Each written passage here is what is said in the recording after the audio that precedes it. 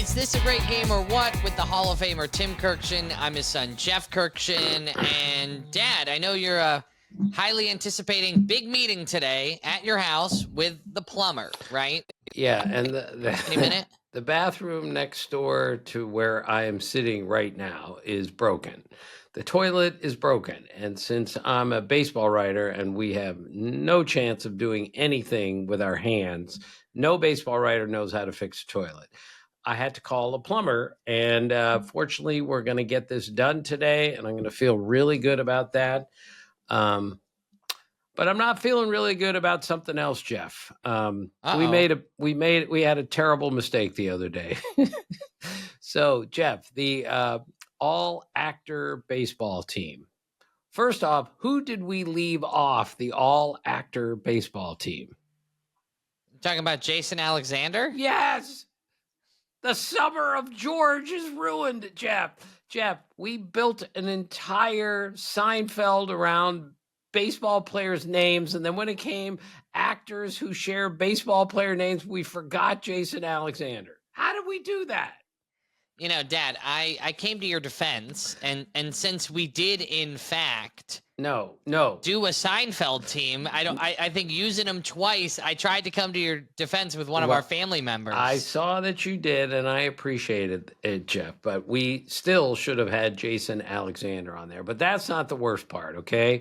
So Jeremy Schaap, who's like the best investigative reporter we have, the best journalist we have at ESPN, one of my dear friends, he wrote to me last night, love the all-actor team. He said, but you left off George Burns.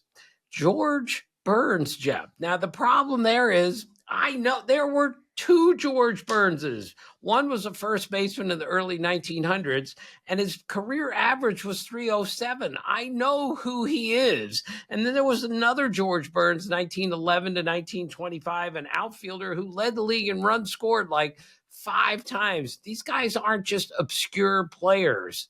They are significant players, and I just rushed through the all-actor team, and I know George Burns, and I forgot to put him on there, and Jeremy reminded me. Jeremy also told me, and this is how smart he is wicked smart. He said, George Burns, the actor, his real name is Nathan Birnbaum. Who knew? I didn't know that. And he changed his name, his stage name, to George Burns because of these two baseball players. No. Yes, according to Jeremy, I missed that entire story. Not only did I not have a George Burns on the all-actor team, but Jeremy predictably told me something that I didn't know because he is so smart about so many different things. You know, it makes me feel pretty cool that Jeremy Schaap is listening to our podcast, and he is now a member of the family. I didn't realize he was a member of the fam. Oh, yeah. Well, Jeremy listens because Jeremy is everywhere. So as always, we learned something from Jeremy Schaap. And I've told you that his dad, Dick Schaap, is maybe the greatest interviewer of all time, sports at least, and one of the great sports writers who became one of the great TV personalities. There wasn't anything Dick Schaap couldn't do. So he used to say, you know, instead of collecting autographs, he says, I collect people. That's what he said. So what he used to do as a sports writer and a TV personality in New York, he occasionally would get some sports writers together and some famous athletes, entertainers together, and they would all just go out to eat and sit around and talk. So one night, he's got Muhammad Ali with him and a bunch of sports writers and Tom Seaver. And this is in the heart of Tom Seaver's career. I collect people, he said. So Muhammad Ali, who was another really, really smart guy, but apparently not the biggest baseball fan, about 3/4 of the way through dinner, he leans over to Tom Seaver and says, which newspaper do you work for? He thought he was a writer, not the toast of New York, the best pitcher the Mets have ever had, the greatest Met of all time. What 3-time Cy Young, 12-time All-Star. What newspaper do you work for? And we're not making fun of Muhammad Ali because he's one of the all-time great people ever. He just didn't know who Tom Seaver was, and Tom Seaver thought that was the funniest thing in the whole world. This is what Dick Schaap brings to the table. I collect people. Well, it must have been actually refreshing for Tom Seaver because he could never go into anywhere in New York without being recognized. Right. So it might have been nice for him to be just another guy. I think he did. I think he appreciated it. So, all right, Jeff, show me your notebook and let's discuss. Because I got you a notebook, right? There it is. The Meade 3-subject college ruled, right? Yep. Meade 3-subject. And, it's a little stressful, Dad, because, well, this was my prior one that I filled up. Right. Okay. It's my wife's former one. For those who aren't watching on YouTube, it's basically like a watercolor collective cover. Right. And then she bought me another one. She said, I'll handle it. I'll get you one. And she's a former teacher. She bought me a 5-subject notebook. Dad, this thing is bigger than a laptop. Right. I mean, it is huge, right. and I can't go anywhere with it. And so I kind of complained about it to you, and you said, I got a guy. Let me get you the Meade. So I don't write on the backs because you told Todd Frazier that was the rule, even though I'm a front and back guy. But Jeff, those are my notebooks. You go by my rules. You never write on the back unless you're interviewing somebody and you have to go on the back because you have to scribble the interview or whatever. But I never write on the back because I need that fresh, white, clear paper when I turn the page. I think better when there's not scribbling all over the place. Does that make sense? I absolutely get it. And I take notes during our podcast in order. I always write down, just for a little inside baseball, no pun intended, clips. So things I want to put on our social media, because if you don't follow us already at Great Game or What, I mean, obviously you're listening every week, multiple times a week, and we appreciate that. But you can also see great video highlights and clips that I put together after the show at Great Game or What on Instagram, TikTok, and Facebook. But I also put edits, right? I have a line for edit, so I don't have to listen back like super intensely. I can just speed ahead to the edits I know I need to make. Like, Dad asked Jeff again, who are the only players to never hit for the I edit out the long pauses that I take to try to figure it out. Right. All right, just Jeff, kidding. I never edit those out. Yeah. No more quizzes today. Right. I can't do it. I've been up since 4:00 this morning. My daughter came into our bedroom at 1:00 this morning. Dad, I got this picture from my wife while I was at work today, from my wife, Emily. She sent me this photo. This is McKinley and our dog Ranger. There you just go. In our bed. Just they look like don't they look like a fat old married couple? Right.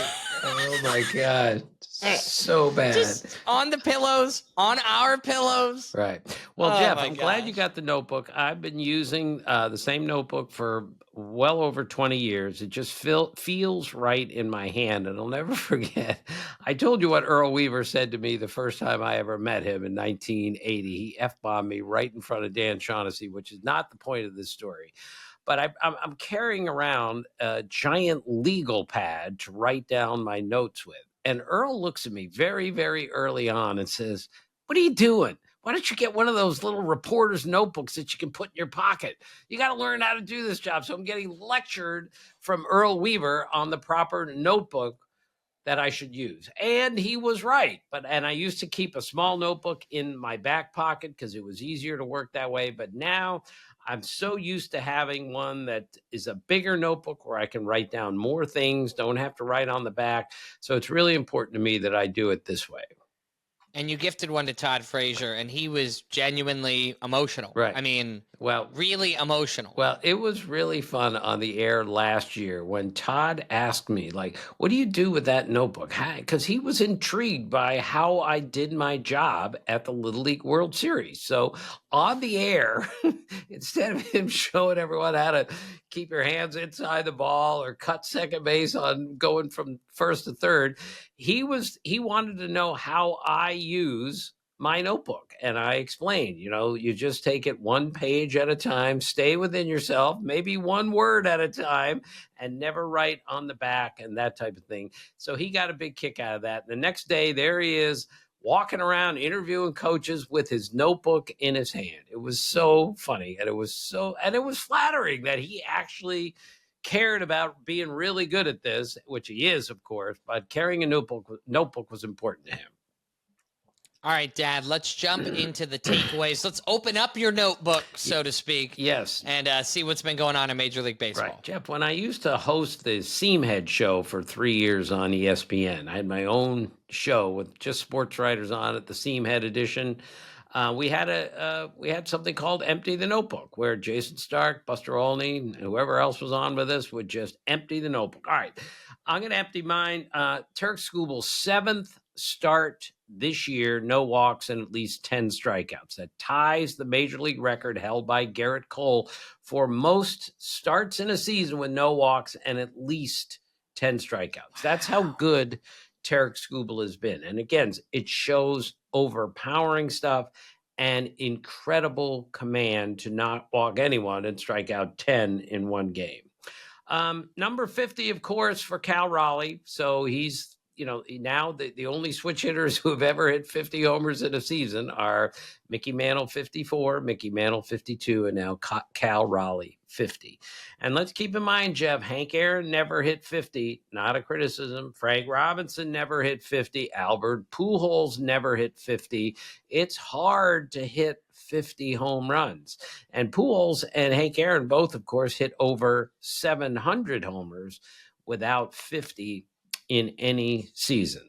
Dad, 703 homers for Albert Pujols and never hit 50 homers in a year. That's shocking to me. Right. And, Hank Aaron hit 755 and never hit 50. But it just shows you how great these guys were, that every year, if they didn't hit 50, they had 48, 42, 44. They were great. And let's see how good your memory is, Jeff. You'll never get these. But so Hank Aaron, most home runs of anyone never to hit 50.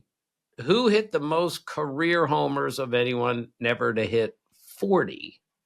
Answer, Eddie Murray. 500 homers, never hit 40. Al Kaline hit the most homers, 399, without ever hitting 30. And if you get this one, Jeff, and I told it to you, I'll give you $1,000. I will give my own son $1,000. You can't look it up. Most homers without ever hitting 20 in a season. This guy hit, I believe. I remember this. You're going to remember this. Because we did talk about this. Yes. He had 215 homers and never hit, I think it's 215, and never hit 20 in a season, which means a lot of 15s, 18s, 19s.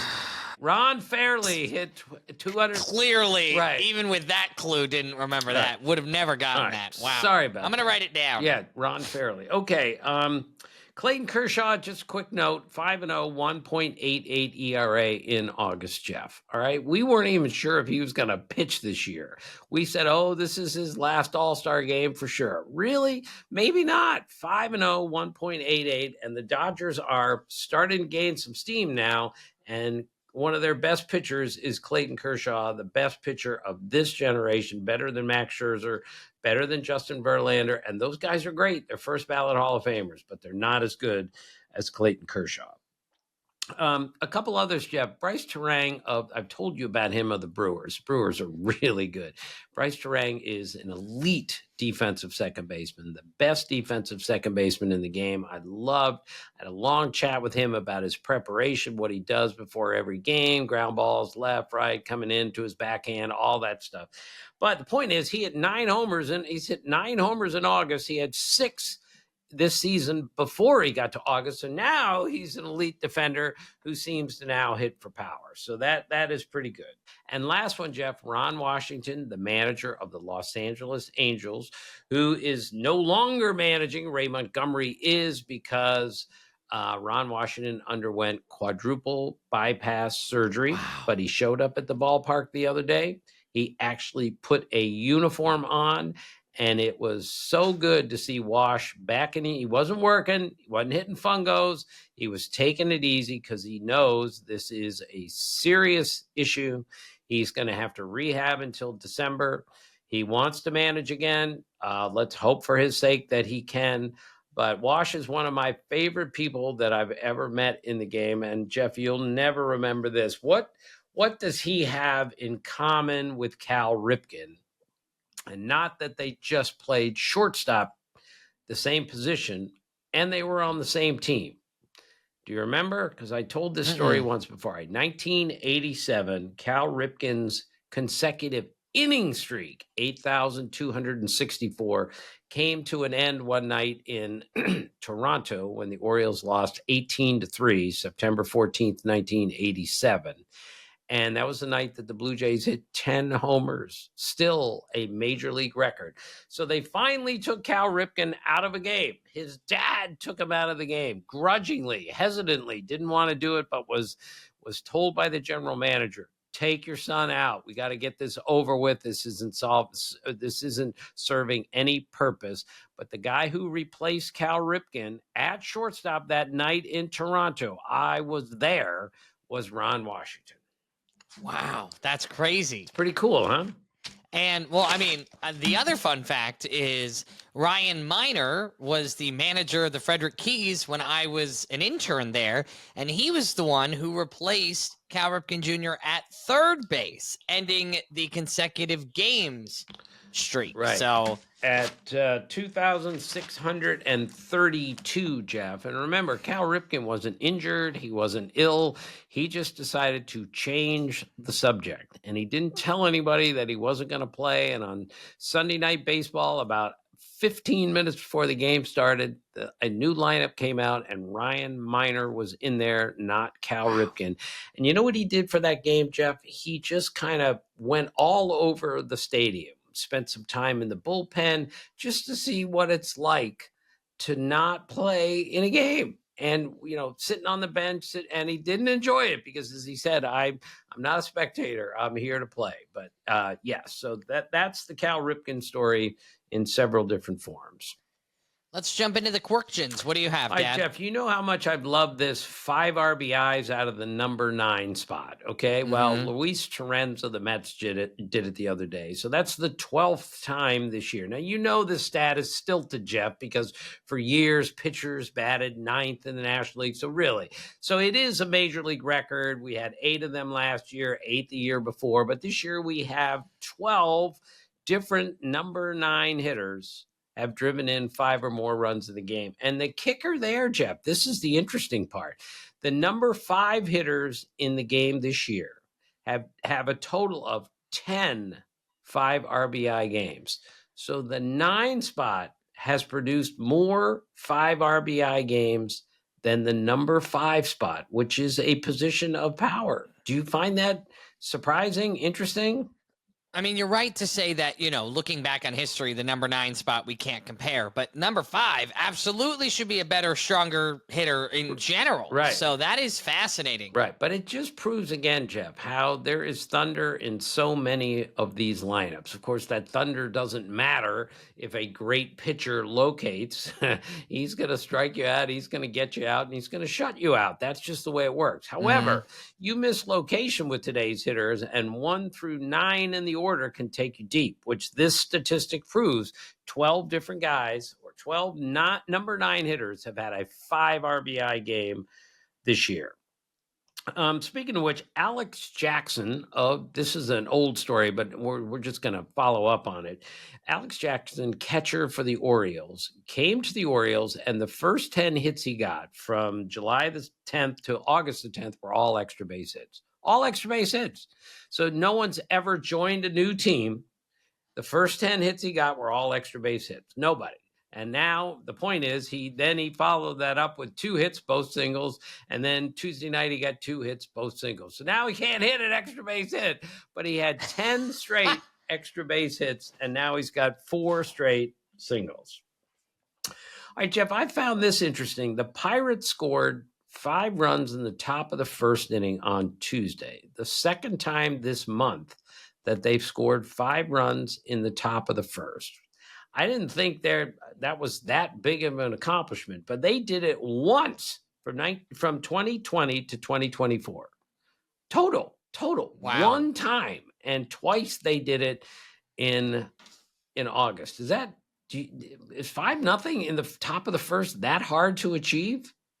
Clearly, for the Pirates, it was for about 4 years. Yeah, that was weird. I was surprised to see Yeah. that. And last thing, Jeff, Tyler Kinley of the Braves and Tyler Zuber of the Marlins were pitchers of record on Tuesday night. Now, Tyler is a very common name. I looked up, we got close to 50 pitchers in Major League history named Tyler. But just to show you how names change and, the way what people name their children, Tyler Green was the first pitcher in the major leagues to go with the first name Tyler, and he came along in 1993. So there's never been a pitcher with a first name Tyler in the big leagues until Tyler Green came along in 1993. And now we have almost 50 different pitchers with the name Tyler. Well, and Tyler Kinley is what my daughter McKinley calls herself. Right. So I didn't know if you were going to go down a granddaughter route there or if it was a Tyler versus Tyler. But yeah, if you ask her, she'll say Kinley Kirkshin. Every time. I love it. That's great. All right, Dad. Well, coming up next, we're going to do On This Date in Baseball History. We're also going to find out who the best players to wear 40 and 41. We've got a Team Tim and a Best of All Tim. It's all coming up next on Is This a Great Game or What?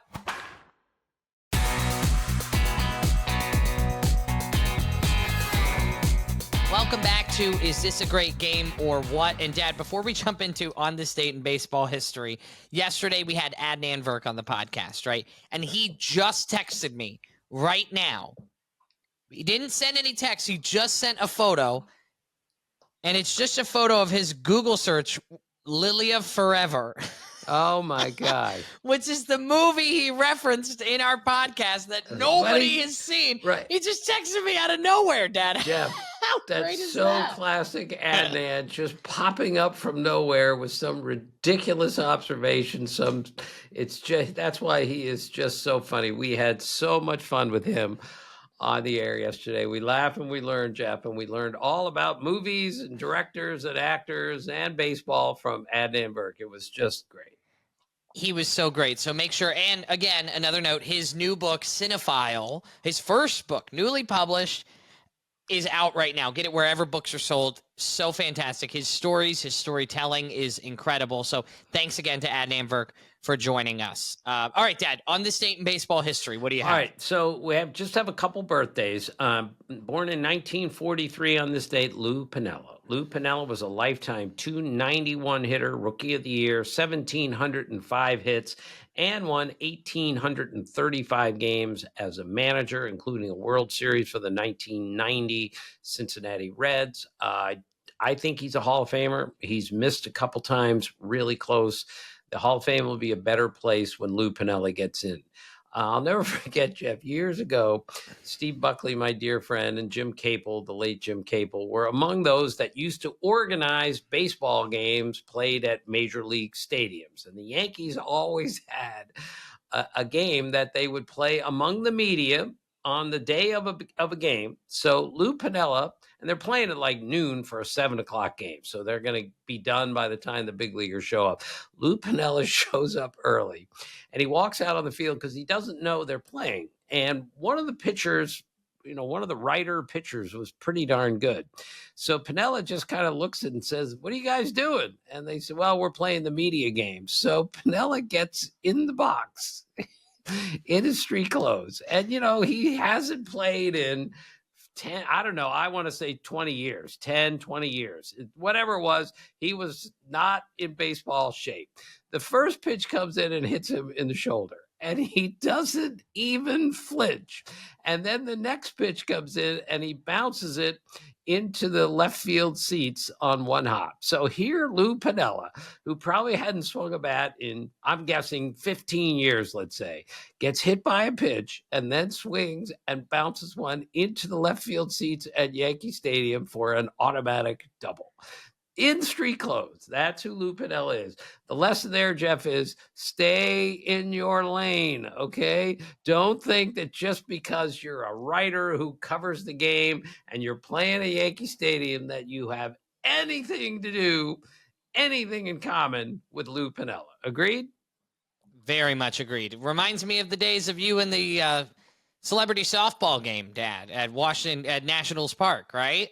Good times. You had a knock there, didn't you? Look, I was playing. I told you that story, Jeff. The highlight of that for me was I was on second base and Hall of Famer Andre Dawson hit a line drive single to left field. And I scored from second. I was driven in the celebrity softball game by Andre Dawson. How cool is that? Yeah, didn't see that on your resume, but now it's going on your gravestone. Let me let you and know I met right now. Jamie Foxx that day, and who did I tell you got the biggest ovation of anyone on both teams? Do you remember? Bill Nye the Science Guy. Bill Nye the Science Guy. I always loved that. Okay, Jeff, and one more birthday. We have Carlos Quentin. Carlos Quentin was a good major league player, really tough guy. I remember doing a story on him once, and Paul Canerco said that there's all this perfume that Carlos Quentin used to have in his locker and put on because he had this special aura. He called it an aura. He needed that in order to be a good player. But his last name, Jeff, is Quentin. So this is going to be the team Tim for today. But instead of having a player at each of the 9 positions, which is the team Tim, which I screwed up this week because I forgot George Burns and Jason Alexander. So it's going to be a slightly different list. So what is so significant about Carlos Quentin's name, and what list? He has all of the vowels in his name. Boy, yes, that is correct, Jeff, and that's not the answer to the question. A-E-I-O-U. And you just said it's with an I-N, so Jeff, I thought that was making the connection Jeff, here. You got it right. I didn't even notice that. But what? Are you going to do that with a team Tim yet? Yes. I thought that's what we were getting into. No, I haven't approached that one yet. I'm going to have to call Jeremy Schaap for help on that.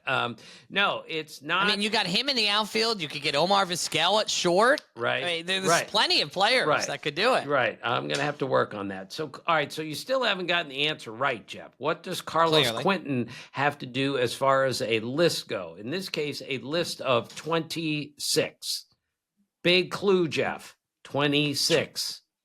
Names. 26. Q. Oh, last name Q? Yes. Most home runs for anyone with the last name Q. Okay. So I'm going to rifle through these because this is the team Tim for this week. A, of course, Hank Aaron. B, Barry Bonds. 3, Miguel Cabrera. D, Carlos Delgado. E, Edwin Encarnacion. F, Jimmy Fox. G, Ken Griffey Jr. H, I love this. There's a tie for H, and both guys have the same last name, and they both hit 382 homers. I'll give you $1,000 if you can name both guys. All right, the last name is Howard. 2 of them hit. Oh, Frank Howard, of course. And oh gosh, Jeff. Ryan Howard. Yes. Ryan Howard. All right, Jeff, I hate putting people on the spot. I hate getting put on the spot like that. Frank Howard. Yes. Ryan And Howard are H. Raul Ibanez is I. Raul Ibanez, by the way, more homers after turning 40 than he did in his 20s. Think about that for a second. Reggie Jackson, J. K. Harmon Killebrew. L. Carlos Lee. M. Willie Mays. N. Greg Nettles. O. David Ortiz. P. Albert Pujols. Q. Carlos Quentin. R. Babe Ruth. S. Sammy Sosa. T. Jim Thome. U, and this one has changed multiple times, Justin Upton, most with the letter U. V. Joey Votto ended his career with 1 more homer than Greg Vaughn. He passed him late in his final year to have the most homers with the letter V. W is Ted Williams. There is no X because no one last name X has ever played in the major leagues. Y is Carl Yastrzemski. And let's see if you can remember Z, because we had him on the podcast last year, dunking a basketball. Ryan Zimmerman There of you the go. Washington Nationals. All right, so that's the list, Jeff, of all the all-time home run hitters for each letter of the alphabet. Now, remind me, didn't you corner one of the all-time home run hitters for the alphabet in the bathroom at a playoff game? No, that was Nelson Cruz, who's he was at one point, I believe, but then Miguel Cabrera passed him. Yes, I saw Nelson Cruz in the bathroom in between innings of a playoff game at Yankee Stadium. We had just watched Aaron Judge hit a home run. They changed pitchers, and up comes Giancarlo Stanton, all right? So I get back from the bathroom, commercial break's over, and I just look at Eduardo Perez and Carl Ravitch, who were doing the game with me, and I said, hey, I saw Nelson Cruz in the bathroom. And that's all I said. And Ravi said, well, what does that mean? What are you trying? I said, look, Aaron Judge just hit a home run.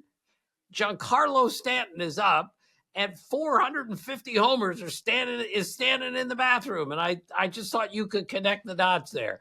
And Ravi looked at me and said, nobody could have connected the dots with those three clues. Stop it. And I think he was right. It's pretty crazy that in that bathroom, there was a combined 464 home runs peeing at the same time. Right. That's exactly. You and him combined 464. Nelson Cruz, 464. Tim Kirkshin, 0. Of course. Yeah, poor Dad. All right, Dad. Well, speaking of great players, this has been one of the most fun things we've done on the show, from Ozzie to Oral. Okay, so these are the best players to wear each number. From 1 to 55, right. From 1 to 55, from Ozzie Smith to Oral Hershiser, and we are already on 40, Dad. So who is the best player to wear number 40? Right, this was hard because Rick Sutcliffe was the leader in the clubhouse, and I just have to say that Bartolo Colon passed him. Bartolo Colon won 247 games. He won a Cy Young. His ERA was 4.12, a little bit elevated, one of the great control pitchers ever. And you remember how heavy set Bartolo Colon was, Jeff? He was unbelievably strong, and he could take, I don't think I can describe this properly. You know how you curl like 35-pound like this, when you do a curl? He could do it backwards like this. So his hands were facing the other way. Maybe a lot of people can do that. I don't think so. It just shows you how strong Bartolo Colon is. And I also saw him do the splits once. You know how heavy set he is. Bartolo Colon was so flexible. No. Yes, I saw him do the splits. And he hit one of the most famous home runs in Major League history. Do you remember it, Jeff? Yeah, I see it on highlights on my Instagram all the time. Right. He hit a home run at age 43 for the Mets off James Shields of the Padres. So he became the oldest player, 43, to hit his first Major League home run. So Gary Cohn, the great broadcaster for the Mets, TV broadcaster for the Mets, goes absolutely crazy and says this is one of the greatest home runs in the history of baseball. And who could argue with him? So Kevin Plawecki, catcher, was on base for the Bartolo Colon homer. So Plawecki gets to home plate and gives Colon, who's laughing uproariously, this tremendous hug at home plate. Then they go into the dugout, and there's nobody in the dugout. Nobody, the whole silent treatment, all that. So Plawecki told me, he looks around and he said, what am I supposed to do now? It's just me and Bartolo. Am I supposed to go hug him again? And then out of the alley, out of the runway came all the Mets players, and they all gave Bartolo Colon a great hug. So Jeff, when we got rid of the pitcher batting in the major leagues, these because we have the full-time DH in both leagues, we'll never have a Bartolo Colon story like that again. And I still find that a little bit sad. Am I missing the point here? No. And I mean, we talk about some great stats that happen, pitchers batting and whatnot. And it's just sad that now those will never happen again. That's a thing of the past in our game, at least for now. I'm not saying it's gone forever, but at least for now, this is the way the game is going. Okay, so that's number 40. That was hard. That was difficult. But let's see. Number 41, Dad. This was easy. Tom Seaver, who we referenced earlier in the show. What newspaper do you work for? Tom Seaver's the greatest Met ever. I don't believe there's a close second. He's one of the 15 greatest pitchers of all time, and you might even go lower with that. Let's see how good your memory is, Jeff. Boy, I challenge you a lot on this podcast. All the time. What is Tom Seaver struck out 19 batters in one game. What made it significant, the 19 strikeouts for Tom Seaver that day? Didn't he strike out the side like 3 times? Well, or something like that? Yes. Or he struck out a bunch of them in a row. Yeah, but he struck out 10 in a row, which set the major league record for most consecutive strikeouts. But what made them even more significant? They were the last 10. Oh, that's right. He ended the game with 10 straight. Yeah, look, I'm not laughing or poo-pooing anyone who strikes out the first 10 batters of the game, but you are firing because you're not tired yet. The last 10 batters of the game against Tom Seaver, he struck them all out. Also, not to mention that the first time around the batting order, players are trying to clock you, trying to size you up, trying to see what kind of stuff you got. So by the time they get to see you a second or third time, they kind of have an idea of what's going on. So it's even more impressive from a longevity standpoint, an energy standpoint, and then, of course, a knowledge of your stuff. Right. It's insane. And what did Tom Seaver love to do before every game? When he used to do a certain ritual before every game. He used to fill out the New York crossword. New York Times crossword puzzle. I love that. Who was the player who always used to eat a peanut butter and jelly sandwich on game days? Well, I feel like you've told me this before. No, I told you about a pitcher named Drew Storen for the Nationals who I did a story on superstitions. And I said, Drew, do you have any superstitions? He goes, no. I don't have any superstitions. So I said, Drew, most people have superstitions. And he said, well, I ate a grilled cheese sandwich before every game with a glass of milk for 2 years. Does that qualify? I said, yes. He said, I've worn the same underwear underneath my uniform pants for 2 years. Does that qualify also? I said, yes, that's a superstition. So it's going to have to qualify there. Right. Tom Seaver, one of the great pitchers ever. And remember, we saw him at the Hall of Fame years and years ago with Wally Ramsey and Gus Ramsey, our dear friends who were both from Greenwich, Connecticut. And when Tom Seaver was thinking about making a comeback, he went over to Gus Ramsey's house, formerly of ESPN, and said, Gus, can you come outside and catch me? I would like to get my arm loose here. So Gus Ramsey went out into the front yard and caught Tom Seaver in his front yard. And then Seaver said, all right, I'm going to throw some sliders now. And Gus Ramsey goes, oh my God, Tom Seaver's throwing me sliders. How great is that? It's incredible. All right, Dad, wrapping up today's episode with a best of all Tim. This is where we take a different franchise.